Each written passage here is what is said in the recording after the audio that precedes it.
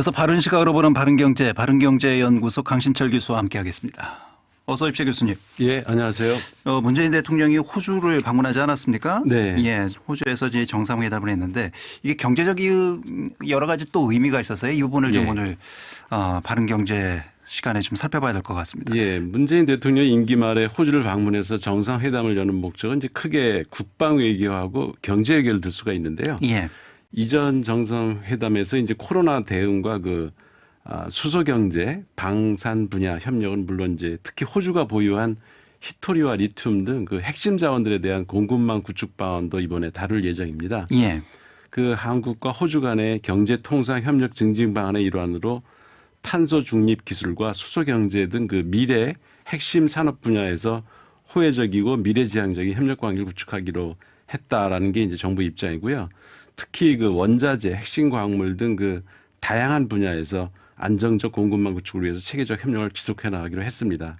그러니까 이같이 그 경제적 협력 관계를 강화하는 것은 물론이고 한반도의 그 완전한 비핵화와 그 비핵화와 그 항구적인 평화를 위한 대화와 외교가 중요하다는 데도 공감대를 형성했고요.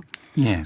문 대통령은 이제 종전선언 구상 등을 포함해서 한반도 평화 프로세스 진전을 위한 우리 정부의 노력을 설명을 했고 또 모리슨 총리는 문 대통령의 한반도 그 평화 노력에 강한 지지 입장을 이제 재확인했고요. 예. 지속적인 이제 협력 관계 의사를 밝힘으로써 국방 외교도 이번 정상회담의 주요 목적인 것이 이제 분명히 드러난 거죠. 예. 경제적 측면으로 좀 더 집중적으로 접근을 해보면 호주는 역시 이제 자원이 많은 나라잖아요. 예. 그렇기 때문에 자원 외교 측면으로 우리가 좀 살펴볼 부분들이 분명히 많이 있는 것 같습니다. 네.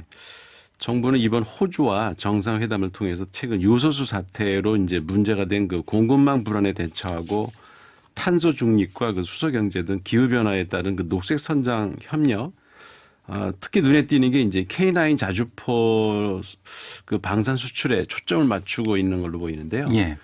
양국 정부는 이번 정상회담에서 핵심 광물 공급망 협력 체계를 구축하고 탄소 중립, 수소 그리고 방위산업, 방산물자 수출 계약 이런 것 등 양해각서를 이제 체결을 했습니다. 예. 특히 그 핵심 광물 공급망 협력을 통해서 우리 정부는 그 전통적인 자원에너지 부국인 호주에서 전기차와 2차 전지 그리고 신에너지 등 미래 전략 산업의 필수 소재인 리튬, 니켈, 코발트, 히토리우, 규소, 티타늄, 텅스텐 등 그 핵심 광물에 대한 안정적 공급망을 확보한다는 계획을 갖고 있습니다. 예. 호주는 그 니켈, 리튬, 코발트 매장량이 전 세계에서 2위고요.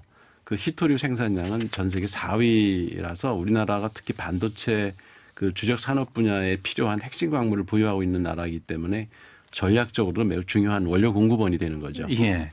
근데 지금 뭐 호주가 그 중국하고 갈등을 빚고 있지 않습니까? 네. 그 배경에는 뭐 미국과 중국과의 이 패권 경쟁이 배경이긴 합니다만 네. 어쨌든 이런 상황에서 우리나라 대통령이 이제 호주를 방문하고 이 뭐 자원 외교와 관련된 여러 가지 논의를 또 국방과 관련된 논의를 했다고 하면 향후 이제 또 중국과의 외교적인 문제가 또 걸려 있지 않을까 이런 부분도 네. 좀 살펴봐야 하지 않겠습니까? 복잡 미묘하긴 한데요. 예. 사실 우리나라에서 최근에 문제가 됐던 그 요소수 공급 차질 문제의 원인이 중국과 호주 간의 외교 관계가 이제 악화되면서 벌어진 일이기 때문에 한국과 호주가 광물의 직거래를 늘려나간다는 방침을 세우는 것은 중국 입장에서는 별로 달갑지 않게 보일 겁니다. 예. 최근 그 중국과 호주 간의 외교 관계가 악화된 배경을 간단히 말씀드리자면 사실 중국과 호주는 경제적으로 상당히 사이가 좋았거든요. 그동안에. 예. 교역량도 상당히 많고요.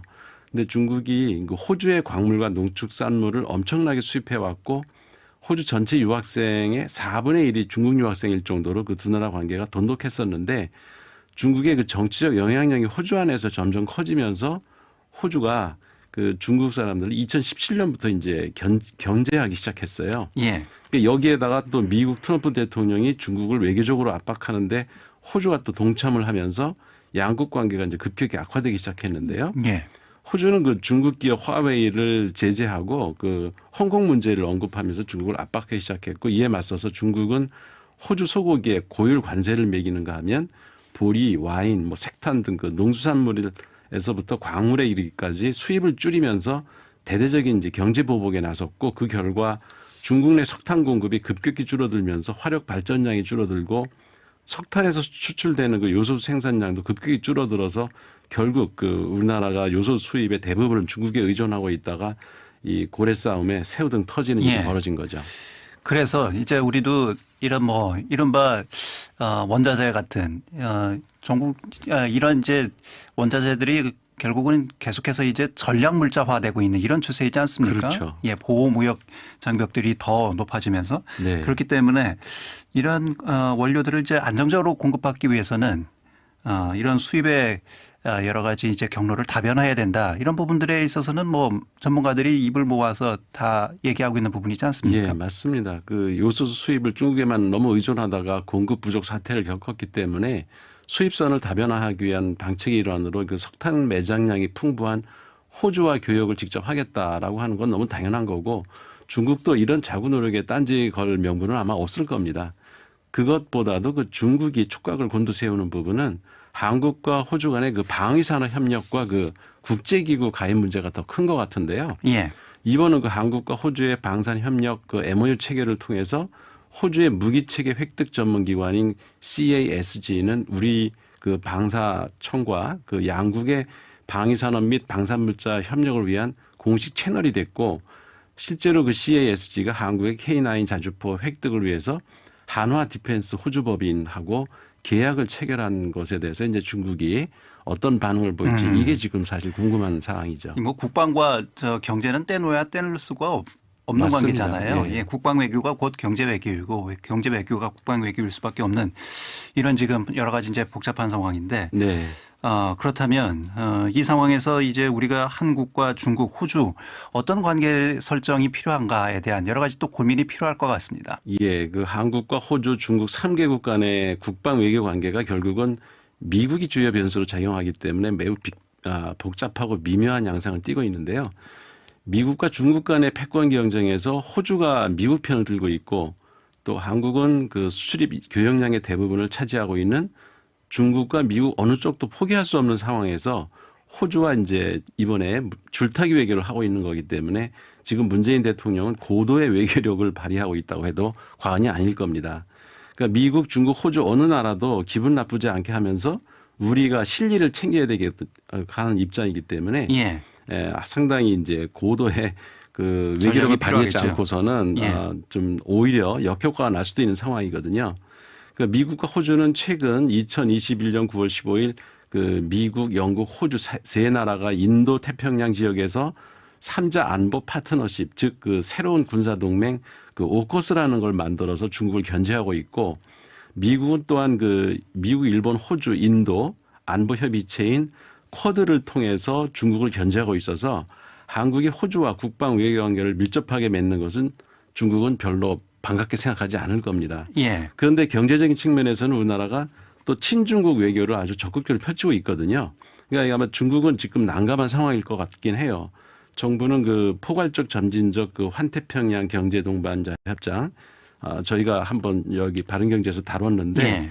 그 CPTPP 여기에 지난 10월 중국과 대만이 이제 가입을 신청했거든요. 예. 그래서 우리나라도 여기에 가입할 거냐 말 거냐 이거 갖고 이제 정부가 적극 추진하겠다 이런 발표를 한 상황이고 그다음에 그 영내 포괄적 경제 동반자 협정 그게 이제 RCEP이라고 하는 기관에 우리나라가 중국, 호주와 함께 참여하고 있어서 경제 외교 측면에서는 세 나라가 즉 그러니까 호주하고 중국하고 우리나라가 밀접하게 협력하고 있기 때문에 중국은 이번 한국, 호주 정상회담을 미운 시선으로만 바라볼 수는 없는 입장입니다. 예. 그러니까 요약하자면은 국방 외교 측면에서는 한국이 호주와 가까워지는 것을 중국이 이제 꺼리고 있지만 경제 외교 측면에서는 삼국이 공고한 그 협력 관계를 맺고 있기 때문에 한국으로서는 그 중국과 호주 어디에도 믿게 보이지 않으면서도 경제적 실리를 챙기는 외교를 하고 있다. 이렇게 저는 보고 있고요.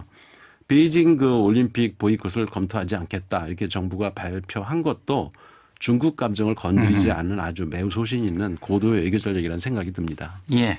알겠습니다. 바른경제 한국과 호주의 정상회담에 담긴 경제적인 여러 가지 상황들을 좀 살펴봤습니다. 바른경제연구소 강신철 교수였습니다.